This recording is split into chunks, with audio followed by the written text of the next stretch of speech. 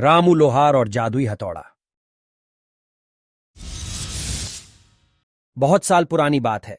माधवपुर गांव में एक रामू नाम का लोहार रहता था। उसका एक भरा पूरा परिवार था, जिसका लालन पालन करने के लिए उसे कई बार दिन रात काम करना पड़ता था। रोज की तरह आज भी काम पर जाने से पहले रामू ने अपना खाने का डिब्बा बांधने के लिए अपनी पत्नी से कहा। पत्नी जब डिब्बा लेकर आई तो रामू ने कहा, मुझे आज आने में देर हो जाएगी, शायद मैं रात को ही आऊंगा। इतना कहकर रामू अपने काम पर निकल गया। उसके काम पर जाने का रास्ता एक जंगल से होकर गुजरता था। वहां जैसे ही रामू पहुंचा, उसे कुछ आवाज सुनाई दी तो रामू उस आवाज की तरफ गया। वह जाकर उसने देखा कि एक साधु भगवान का मंत्र जाप कर रहा है, साथ ही साथ वह जोर जोर से हंस रहा है। यह देखकर रामू बहुत हैरान हुआ। उसने पास जाकर उस साधु से पूछा, बाबा, क्या आप ठीक हैं? उस साधु को रामू नहीं जानता था, लेकिन साधु ने एकदम से उसका नाम लेकर कहा, आओ रामू बेटा, मैं तुम्हारा ही इंतजार कर रहा था। मैं भूखा हूं, मुझे अपने खाने के डिब्बे से कुछ खिला दो। बाबा से अपना नाम सुनकर रामू हैरान था, लेकिन उसने कोई सवाल नहीं किया और सीधा अपना खाने का डिब्बा निकालकर साधु को दे दिया। देखते ही देखते साधु बाबा ने रामू का सारा खाना खा लिया। उसके बाद उस साधु ने कहा, बेटा, मैं तो सारा खाना खा गया, अब तुम क्या खाओगे? मुझे माफ करना। रामू ने कहा, कोई बात नहीं बाबा, मैं काम के लिए बाजार जा रहा हूं, तो मैं वहीं कुछ खा लूंगा। यह सुनकर उस साधु ने रामू को खूब आशीर्वाद दिया और भेंट के तौर पर एक हथौड़ा दे दिया। रामू ने कहा, आपका आशीर्वाद काफी है, मैं इस हथौड़े का क्या करूंगा? इसे आप ही रखिए। साधु ने उसे कहा, बेटा, यह मामूली हथौड़ा नहीं है, यह जादुई हथौड़ा है जो मेरे गुरु ने मुझे दिया था, और अब मैं ये तुझे दे रहा हूं क्योंकि तुम्हारा दिल साफ है। इसका इस्तेमाल अच्छे कामों के लिए ही करना और किसी दूसरे के हाथ में इसे कभी मत देना।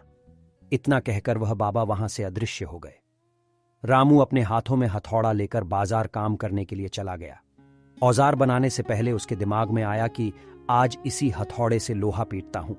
जैसे ही उसने लोहे पर हथौड़े से चोट मारी तो वो सीधा औजार बन गया। हथौड़े की दूसरी चोट में ही लोहे के बर्तन बन गए। रामू समझ गया कि यह सही में जादुई हथौड़ा है। वो जो बनाने की सोच के साथ लोहे पर चोट मारता, लोहा सीधा वही बन जाता। जादुई हथौड़े की वजह से रामू का काम जल्दी खत्म हो गया और वो अपने साथ ही उस जादुई हथौड़े को घर ले गया। इसी तरह रोज रामू उस हथौड़े से जल्दी काम खत्म कर लेता और कई बार ज्यादा बर्तन बनाकर उन्हें गांव के लोगों को भी बेच देता था। धीरे धीरे उसके घर के हालात पहले से कुछ ठीक होने लगे।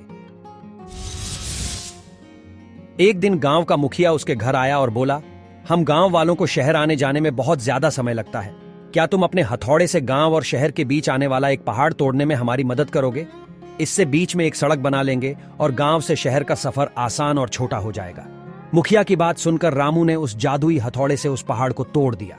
मुखिया और गांव के लोग बहुत खुश हुए और उसे खूब शाबाशी दी।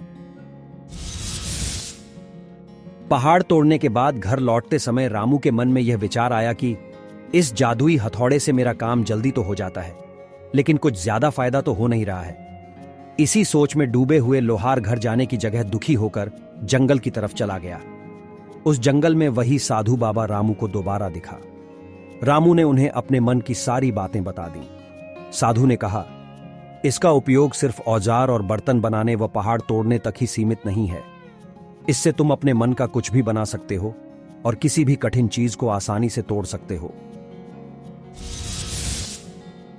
रामू ने अच्छे से साधु बाबा से उस जादुई हथौड़े को इस्तेमाल करने का तरीका सीखा। उसके बाद रामू ने बहुत धन कमाया। अब जब भी कभी रामू को जरूरत महसूस होती तो वह उस जादुई हथौड़े का इस्तेमाल कर लेता था। इस कहानी से हमें यह सीख मिलती है कि चाहे कोई वस्तु हो या दिमाग, इनका इस्तेमाल पूरी तरह से करना चाहिए। साथ ही अपने पास मौजूद सामान का मोल समझना जरूरी है। व्यर्थ हताश होने से काम नहीं बनता। तो दोस्तों, यह कहानी आपको कैसी लगी, ये हमें कमेंट करके जरूर बताएं। और ऐसी ही और मजेदार कहानी सुनने के लिए हमारे चैनल स्टोरी लाइन को सब्सक्राइब करें। धन्यवाद।